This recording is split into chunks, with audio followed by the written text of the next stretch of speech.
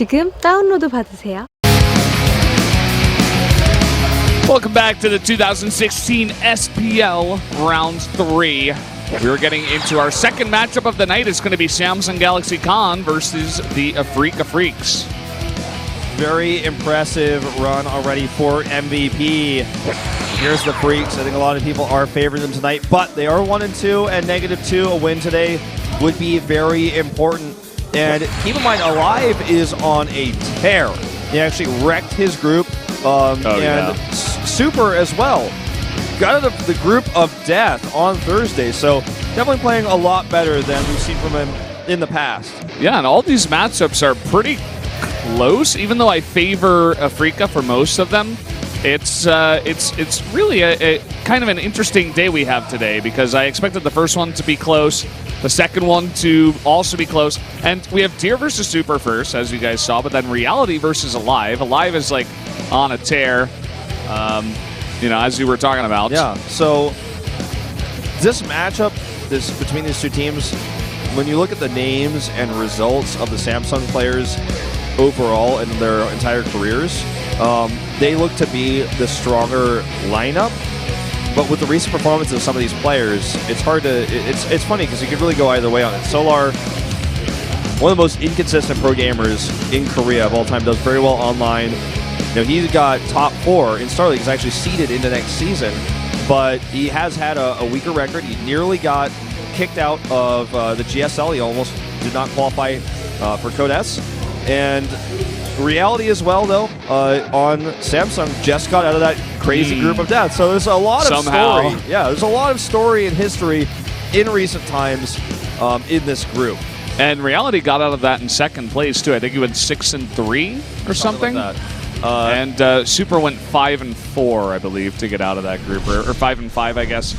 Or unless that was Reality that went 5-5 and Super went 6-4. Actually, yeah, I think it was Reality. Reality got out because Hero lost the last game to Zest. Yeah, right. He won that last game against Maru, and then he, Hero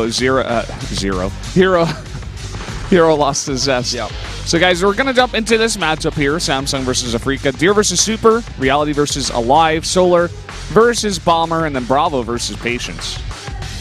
Well, let's, if you take a look at both of these teams, all the upwards arrows are finally, I've been wanting this since the beginning of the season, really indicative of their recent results outside of Pro League as well as inside of Pro League, because at first it was just Pro League alone. So you'd see, like, someone who was a GSL who just won the GSL championship, like with a down arrow. I'm like, well, all right, that's weird. Yeah, like classic when he's got the down arrow. We're like, what the hell?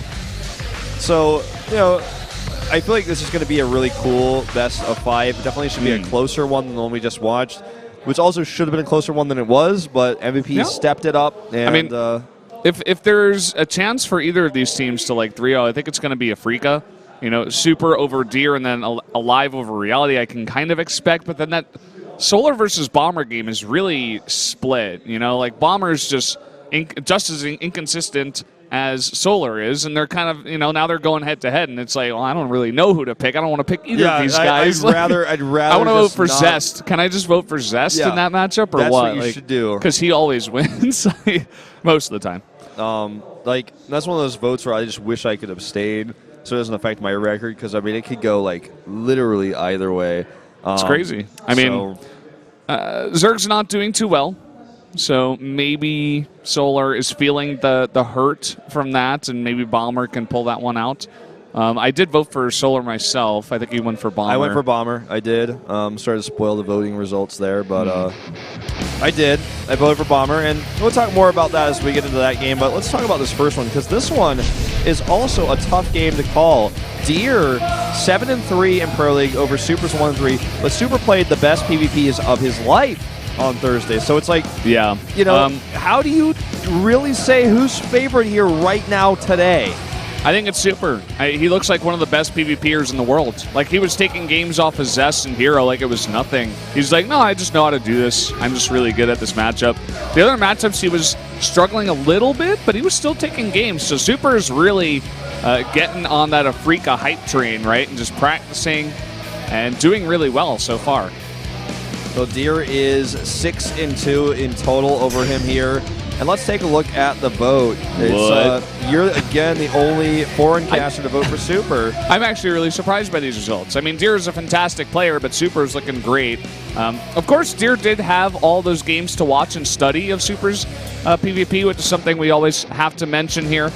So we'll see if Deer's got something prepared here for Dusk Towers, or is Super's consistency in the matchup going to pull him through? Let's jump into game number 1 between these two players.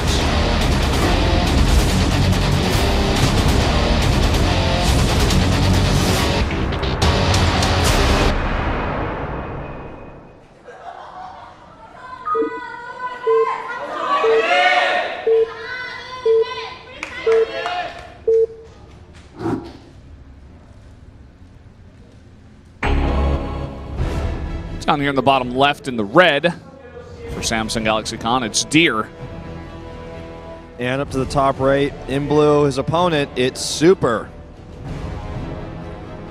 And man, is this going to get exciting. I feel like part of the reason why Super did so well in that PvP group was his ability to deny information in the mirror matchup, as well as a few games we had where some of his opponents made uncharacteristic mistakes. And if I'm not mistaken, it was him versus Hero on that first map where Hero tried to do the all-in. It was similar to the game they played in the Ace match, actually, earlier this round. And then he just held it off because Hero made a few micro mistakes and just didn't play the best game of his life there. I'm not trying to take anything away of Super's, but I just do feel like it was not it was a great performance, but it was not mind-blowing. It was not a Zest performance. Yeah, he's not quite there yet, that's for sure. And Deer is also the ace player here for Samsung, and it is a best of 1. When we play those crazy marathon days where players are playing 10 games stretched out over 9 hours, obviously people are not going to be playing the best StarCraft of their life, but I mean, both these players are preparing here for this one best of 1. It's a much lighter load. And by the way, do you remember if Deer got out of the group? I'm not 100% sure. He did. He barely got out. It was a really close group. Yeah. I actually caught the tail end of that broadcast while I was in Sweden, and I haven't been able to catch up on the VODs yet because I've been saying for this specifically. And sorry, I'm not laughing at you. The lights just randomly came on to the casters. I don't know why. Maybe they're going to put one of us on camera or something. I don't know, but possible. One thing I did want to point out from something that happened earlier, and this is not the biggest deal in the world, but if you looked at where Super's probe went, he wanted to scout Deer's base, but actually went down behind the minerals. That actually will happen automatically if it's impossible for the probe to path to the location you tried to scout it. So you can actually get information if there's a tight wall or not if you see where your probe is going without actually going up the ramp. So that's just something I wanted to point out for newer players. You can use that with your DT if you're I'm not sure if the Terran has a wall off or not, and I don't want to go all the way up because it might have a turret. You can actually tell if there is no wall. Obviously, your unit will just directly go up there. But that's just something. That's a little thing. And Super did get denied the scout, and he knows there's a tight wall, but Deer got the full scout. Yeah, and Deer actually went for a sentry first, which is not generally something we see all that often. That means he's going to have a very early hallucination out on the map, so Deer very focused on his scouting so far in this game. I think that says he thinks he's the better player here, and that he just doesn't want to get caught off guard by anything. Yeah, I mean, look at his probe in the top left. He's scouted literally every corner. Yeah, and I think the Spy Council is just going to be for Blink. Because if you scout, if you're scouting this much, this aggressively, the one thing that you want to find out too is if they're going to have a third base down, and Blink is going to allow you to punish that. And if they don't have a third base, you can still be aggressive with it in this matchup right now. Yeah, he's not checking for that third base yet, though. He's still more concerned about proxies, it looks like. And it's getting to the time now where he's going to know about the proxy just because there's going to be an Oracle in his base. So I agree with you. I would like to see that probe go over and scout the third.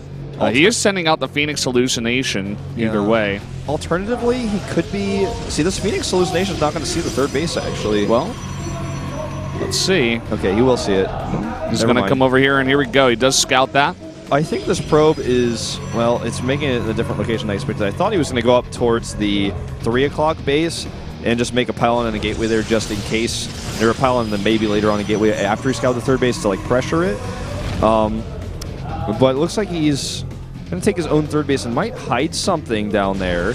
Could be a late Dark Shrine. But it's got to be something, right? This is a weird pylon placement. I think it's definitely, with the probe there, definitely going to be coming out here. But already an Observer being made as well as a Forge. So Super is going to have all the tools. He just needs to have them in the right places and use them well. And, man, Super's really just been all about the early expanding nowadays in PvP. Yeah, he did it twice. First. Yeah, twice against Hero on Frost. And that's a really big map. This is also a very big map. And so he goes for the third base fast instead of that natural.